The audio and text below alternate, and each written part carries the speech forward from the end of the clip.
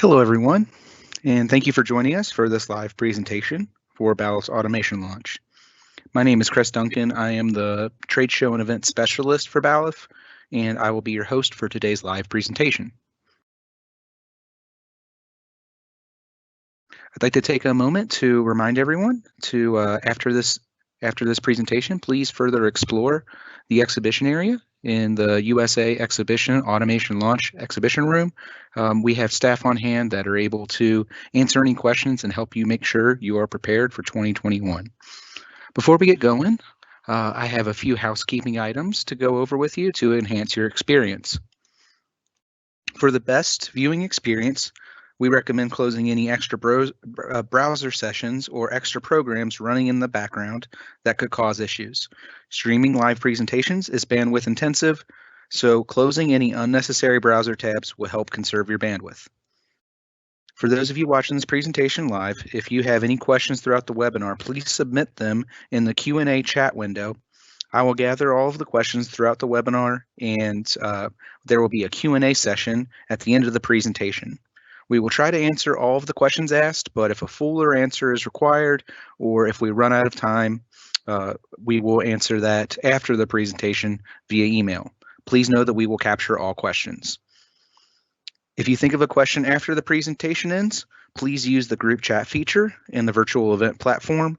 Our Ballif experts are on hand and are ready to be able to answer any questions you have. For those of you watching this in the future, please use the Contact Me After This Event button inside the virtual exhibitions to send us your questions via email. A copy of the presentation slides are in the Q&A chat box. And I will put those in the Q&A chat box with a link to a box.com folder that has them in a PDF version so that you can follow along that way if you so choose. For those of you watching this presentation live, an on-demand replay will be available following the webinar by clicking the same button that you used to enter this presentation. Our presenter today is Greg Soden. Greg Soden is Ballif's Mobility Industry Manager for the Americas. Greg has worked with Ballif for 11 years, and he has worked in the industrial automation space for 37 years. Greg is an experienced sales and technical manager, and he is passionate about teaching manufacturers best practices to improve productivity. Without further ado, I'd like to present Greg Soden and driving operational excellence in the automotive manufacturing industry. Take it away, Greg.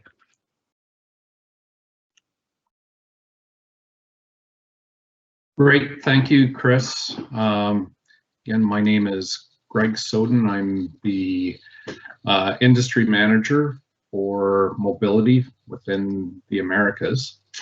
And I'd like to thank all of you for joining us today to discuss operational excellence within the automotive industry.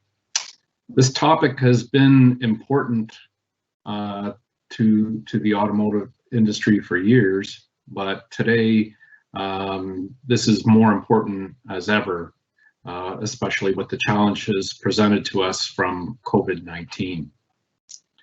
Today we will review what is operational excellence, what are the typical elements that make up OpEx, and some suggestions of how a company such as Ballif can assist you in the achievement of your goals. So with that introduction, let's get at it. So what is operational excellence? It is a philosophy that embraces the leadership and problem solving to achieve continuous improvement. Well, continuous improvement is an important element of OpEx, and we'll talk about that in a few slides. What it is not is it is not a set of activities, but rather a mindset of embracing principles and tools. So when we achieve OpEx, we're then in the process of creating sustainable improvement within your organization. It's achieved when all members of your organization can see the flow of value to your customer. And it's about the creation of a company culture which will allow you to produce valued assets for your customer. and it will allow you to achieve long-term sustainable growth. And it involves the applying of the right tools to the right processes within your organization. We achieve an ideal work culture whereby your employees are able to stay empowered and motivated. So we talked a couple of slides back about continuous improvement. Continuous improvement is also tied to the term Kaizen.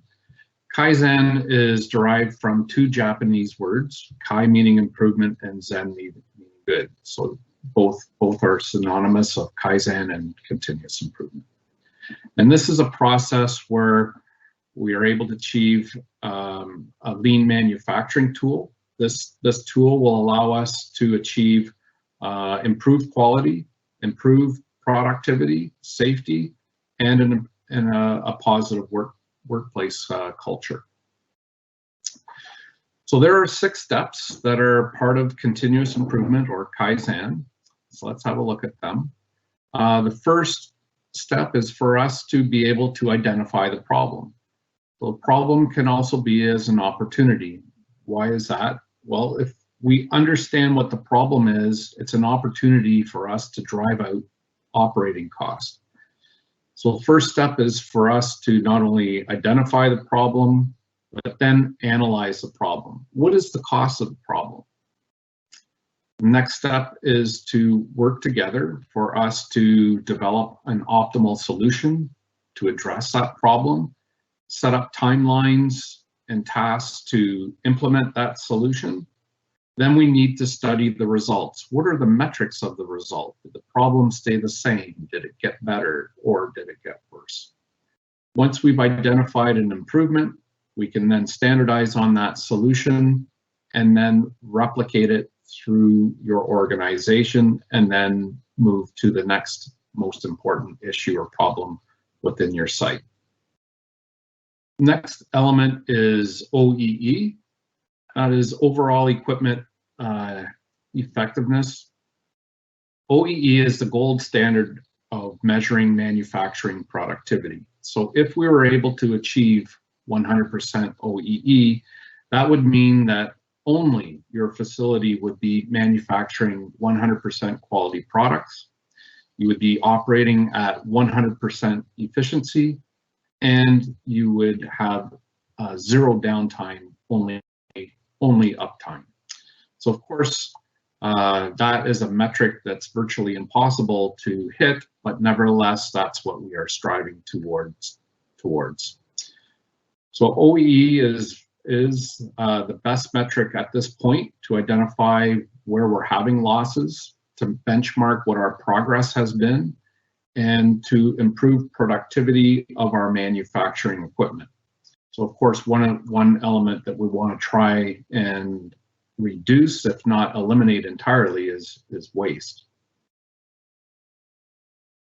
So how can we find operational excellence opportunities? You may have suppliers like Balluff, and you may have key supplier agreements. Those bring significant financial benefit. You know, perhaps you're getting special costing, maybe there's rebates or other specialized services that a company can be providing you. However, although cost of the components is important, there's no doubt, there are other key influencers that can help you and achieve cost optimization. So with that, let's have a look at what some of those could be. The first out of these 10 points is looking at control consumption. So if you're having, let's say, inductive sensors within your manufacturing plant, and you're going through a high rate of consumption of specific part numbers, that should set off a red flag. Why are we having high consumption rates of those components? Another strategy to drive out operational cost is to look at reconditioning or repairing of components rather than repurchasing brand new components. In some cases, that's possible, and others, it's not. Right fit and function is absolutely important. If we're taking a general purpose device and putting it into, let's say, an automotive weld cell, we may find an accelerated rate of failure of those components due to high heat, perhaps by impact damage, or due to damage caused by weld slag. Reduced waste is for sure an important area for us to work towards. Not only reduce waste, the goal is to eliminate waste. Commonizing of inventory. So we want to reduce our asset carrying cost. If we have capital equipment from where each machine builder is using various vendors on that capital equipment, it means that your spare parts inventory in your tool crib is duplicating, triplicating, or quadrupling items inside your stores that can do the same task. In fact, even something to keep in mind, even if you've already standardized on a selected group of vendors, you may be able to further create a common components list within that one vendor.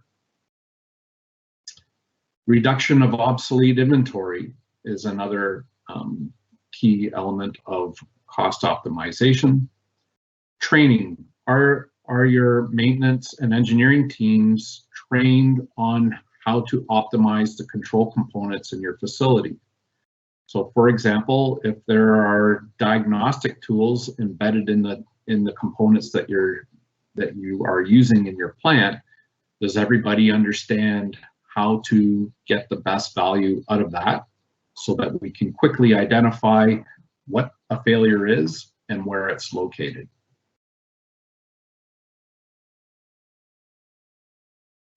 Reductions in crib trip time. So this is the time it takes from when the operator notices the problem, maintenance identifies a problem, goes to the tool crib, and travels back to where the problem is.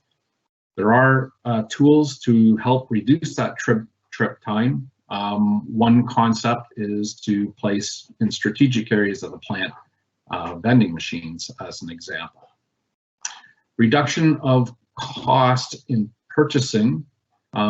We certainly know that the cost is to drive down the unit cost of the components, but that is just one piece of true purchasing costs. There's a larger administrative element of purchasing cost. So how can we reduce that? If we're reducing the frequency of failures, that means that the amount of requisitions and purchase orders that need to be generated to your vendors would be reduced. Other strategies could be looking at EDI or other electronic means of issuing purchase orders to your suppliers. So you'd be moving more to a digitization type environment. And finally, eliminate stockouts. So if we're doing our job well in control of consumption, if we're following right fit and function, commonizing inventory, reduction of obsolete inventory, those all contribute to stockouts. And if we're doing all of these well, then we are creating a healthy environment for a better OEE score, and your costs of operating costs would drop. So how can a company like Balluff help you in optimizing your operational costs? We've just covered 10 elements to do that, but I would suggest that we don't try and do all 10 at once. Let's identify what your top problematic areas are. So for example, if we looked at the very first item of control item consumption, what are the items that are your highest consumption? Let's look at the number one, maybe number two. If we do that, then we're picking up very specific identified issues, and we have a realistic commitment and chance between Balluff and you to be able to put in a resolution to that problem and measure it. If we try and do everything at once, then we probably won't be as successful if we look at moving from your top issues down to your least issue. So on that note, if we looked at what the real cost of when we're having a premature asset failure, of course it's the cost of the component, but what goes with that? And these other elements that go with that are real costs that your company experience. So there'll be a lost production time. Of course, with lost production time, there will be a cost per minute of that production time.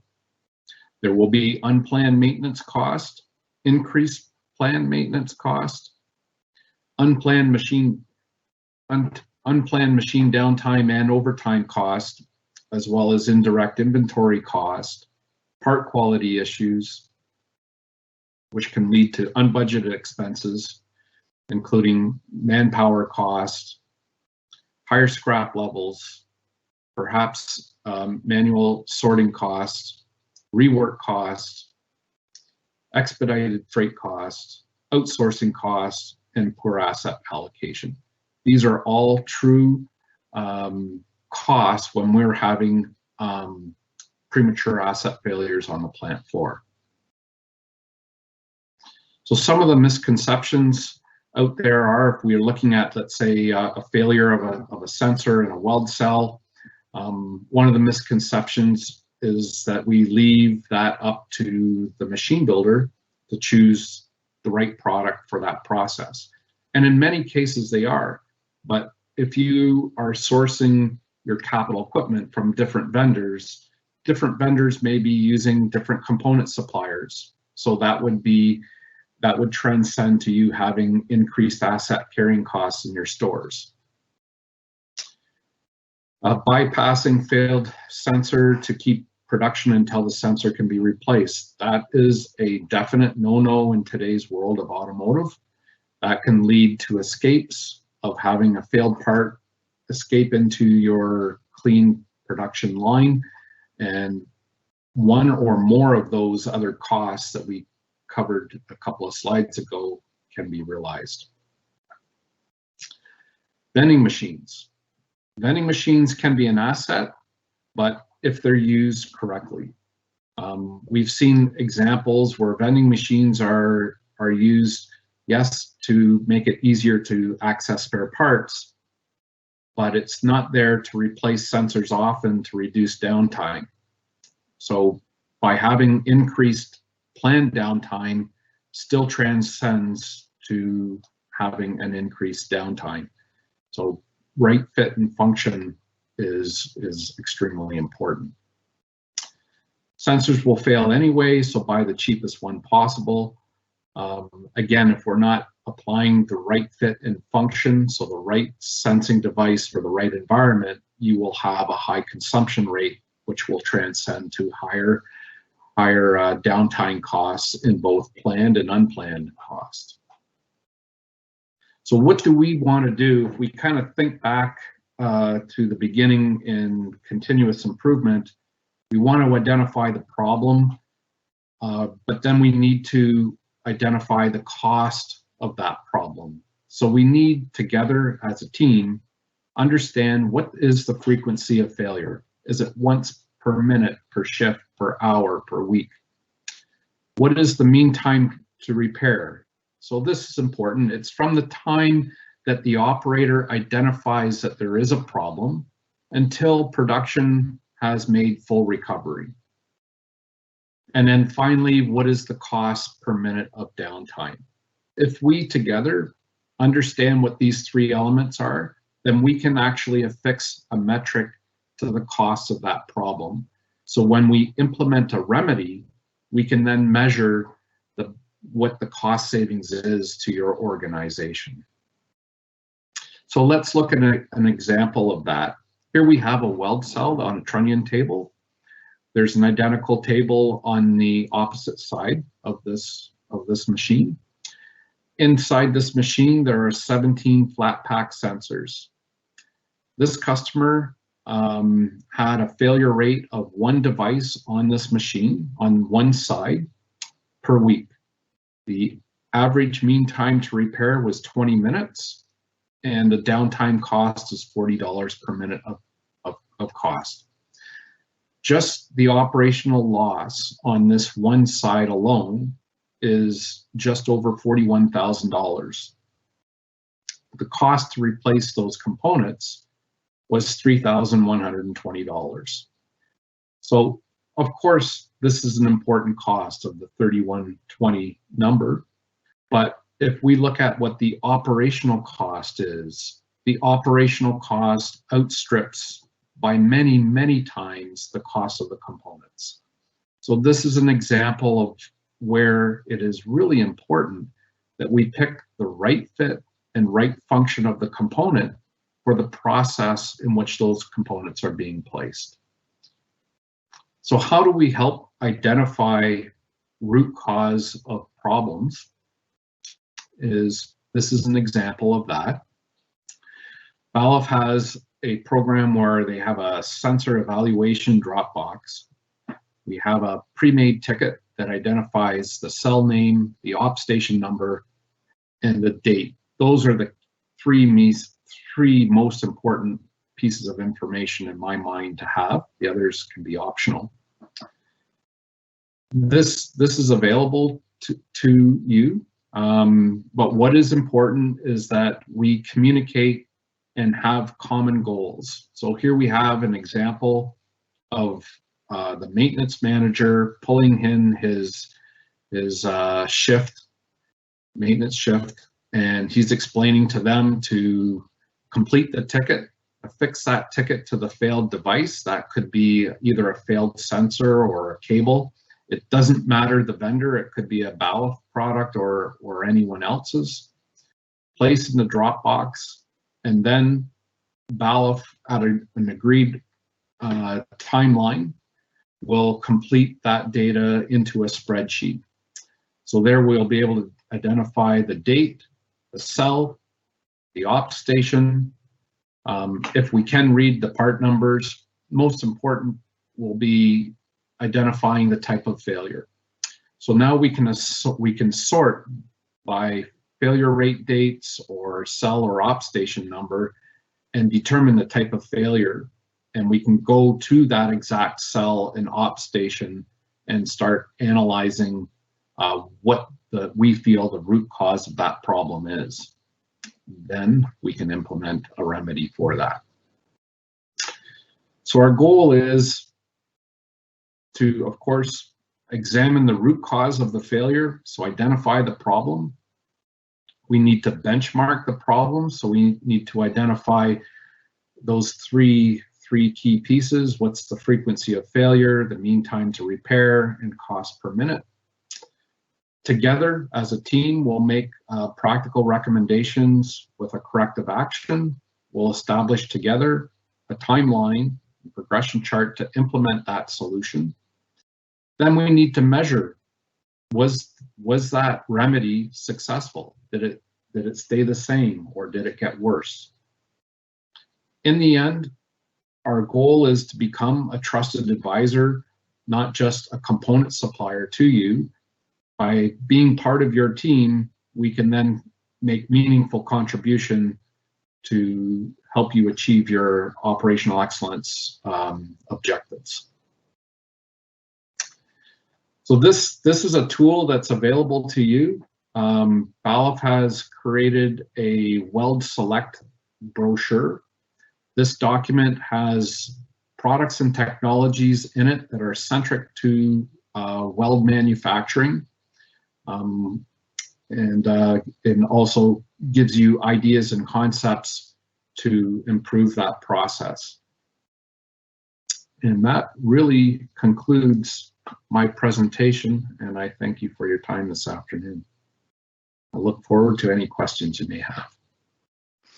Great, thanks, Greg. I'm going to go ahead and take control back here.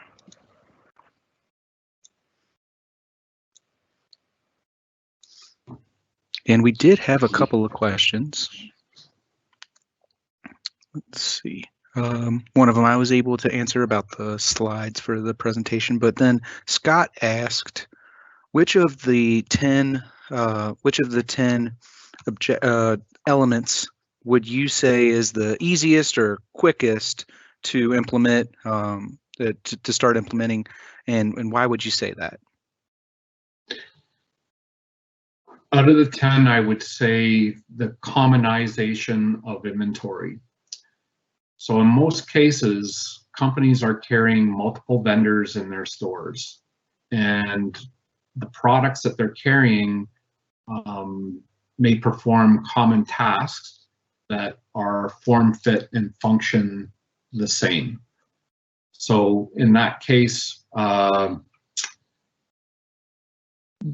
standardization of common components can be realized with a single vendor. And even within that one vendor, you may also further create commonization within one vendor. So that would help drive out your asset carrying cost. So this way, we would have an immediate savings in your asset carrying cost. It will allow you to have a healthier inventory level. So that will reduce your probability of stockouts. And all of those would contribute to having achieved healthier OEE ratings. All right, thanks, Greg. And I did want to let everybody know the Weld Select catalog that Greg had mentioned in his presentation, that is available in the virtual platform, in the brochure rack, as well as in the metalworking area, metalworking virtual exhibit area. If anybody has any further questions, please access the virtual exhibition room, and we have staff on hand that's able to answer your questions. And then also, I have here Greg's contact information, his email address, and then LinkedIn. That's what his LinkedIn profile looks like for when you're searching for it. If you'd like to connect with him with any further questions, there's that information. And please be sure to further explore our virtual platform, our virtual exhibits, and ask our staff any questions. The event is ending today. Today is the last day, but this platform will still be live. And if you have any questions at all, please use the contact me after this event button that I showed you previously, and we'll be able to respond to your questions via email. Lastly, I just want to thank again, I want to thank Greg for sharing this presentation with everyone, and I want to thank everybody for their attention. I hope that you've enjoyed this presentation. I hope that you've been enjoying Automation Launch. And again, please let us know how we can help you be better prepared for 2021. Thank you and have a great day. Thanks, Chris.